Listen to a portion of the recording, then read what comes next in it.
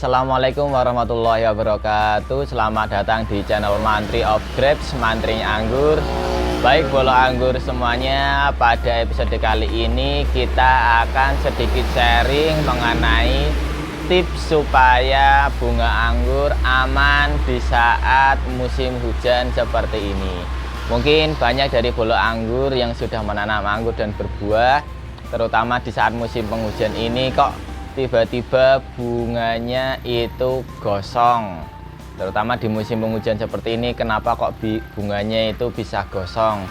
Nah, saya ingin berbagi sedikit tips, mungkin semoga sedikit tips ini bisa membantu bolo anggur semuanya yang ingin menanam anggur tetapi modal minim tanpa menggunakan UV, ingin pohonnya berbuah tetapi di musim hujan seperti ini. Baik, saya akan sedikit sharing bagaimana tips supaya bunga anggur tetap aman ketika musim penghujan. Sebelumnya kita akan memperlihatkan terlebih dahulu kondisi pohon anggur saya yang sedang mekar. Bunganya itu sedang mekar di saat musim penghujan ini seperti ini. Ini saya mengambil video, ini juga sedang hujan bolo anggur. Jadi ini di sini ini masih hujan ini. Tadi lumayan deras, ini masih hujan, dan saya akan memperlihatkan bunga anggur yang mekar pada saat hujan seperti ini. Oke, saya akan balik kameranya. Baik bolo anggur, jadi ini bisa dilihat, ini daunnya basah. Ini sebenarnya masih hujan, cuma gerimis, jadi saya bisa mengambil video. Nah, ini bisa dilihat, ini bunganya baru mekar. Dan di sini di tempat saya Kebumen, ini baru hujannya itu luar biasa sering. Ini tiap hari hujan. Tadi pagi panas, siang itu lumayan panas, agak mendung, sore ini hujan. Semalam hujan, kemarin juga sama, kemarin hujan. Dan ini posisi bunga anggur sedang mekar seperti ini. Kemudian apa tipsnya supaya aman walaupun hujan, bunganya mekar dan tanpa menggunakan atap UV seperti ini. Jadi tips pertama yang perlu dilakukan ketika bolo anggur ingin membuahkan buah anggur dan supaya bunganya itu tetap aman, yaitu yang pertama melakukan yang namanya penyemprotan, terutama dengan fungisida. Kapan dilakukannya penyemprotan? Penyemprotan dilakukan itu setelah dilakukan pemangkasan, dan kurang lebih 1 minggu setelah dilakukan pemangkasan itu boleh dilakukan penyemprotan. Dan ketika bunga mekar seperti ini sedang terjadi polinasi seperti ini. Ini jangan bolo anggur lakukan penyemprotan menggunakan apapun. Jangan disemprot ketika bunga sedang mekar seperti ini. Nah, ketika bunga sedang mekar seperti ini jangan dilakukan penyemprotan. Dilarang, kenapa? Nanti takutnya gosong. Bunganya itu akan gosong dan rontok, akhirnya tidak jadi buah. Seperti itu bolo. Kapan boleh dilakukan penyemprotan lagi? Penyemprotan lagi boleh dilakukan setelah selesai bunga mekar. Jadi ketika sudah berry set, ketika berinya itu kurang lebih sudah sebesar biji jagung, itu boleh dilakukan penyemprotan, itu tidak masalah. Tetapi ketika seperti ini tidak boleh dilakukan penyemprotan. Kemudian juga bunga anggur itu gosong tidak cuma karena hujan, biasanya juga ada yang namanya jamur. Makanya itu wajib dilakukan penyemprotan setelah dilakukan pemangkasan, dan sebelum bunga mekar itu disemprot supaya apa? Supaya tidak ada jamur yang menempel pada brokoli atau calon beri anggur seperti itu bolo.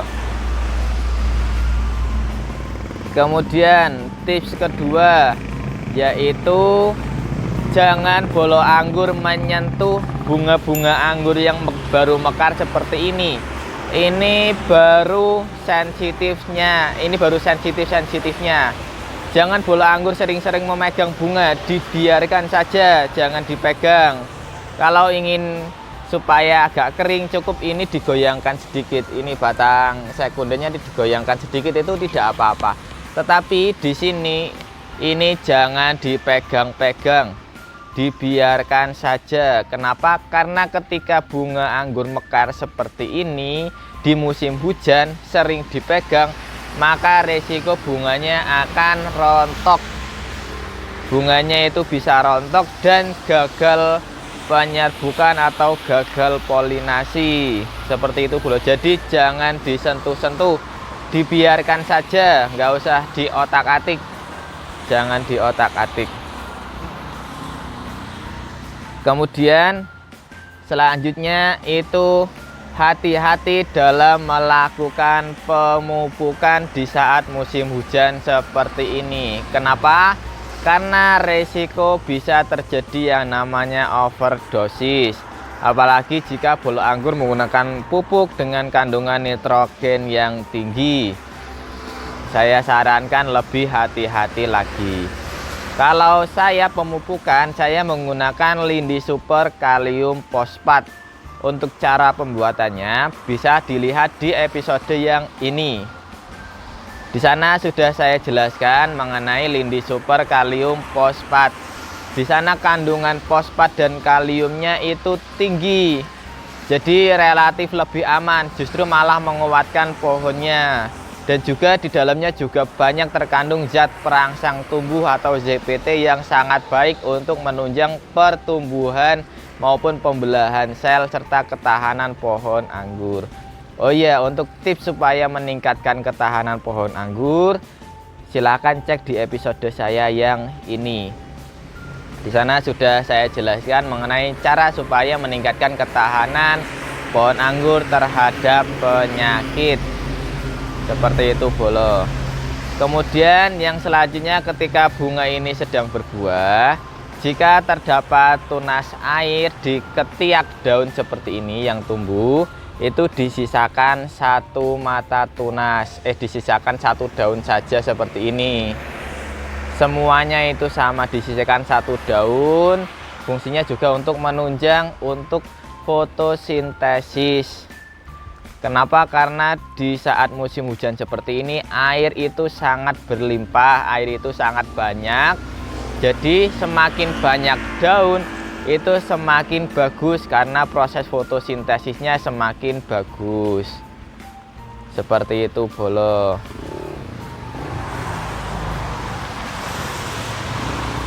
Itu merupakan sedikit tips dari saya yang sering membuahkan anggur tanpa menggunakan atap UV.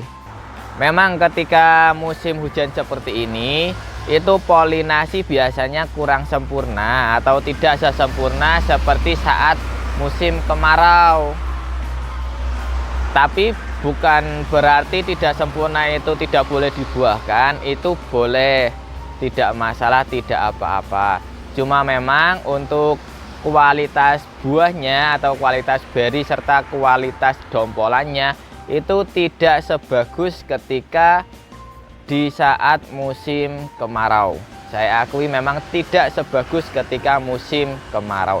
Tetapi insya Allah dengan sedikit tips dari saya tersebut, semoga bunga anggur, bolo anggur itu bisa tetap aman walaupun mekar dan musim hujan seperti ini.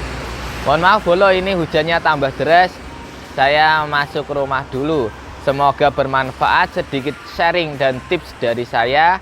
Sekian, assalamualaikum warahmatullahi wabarakatuh.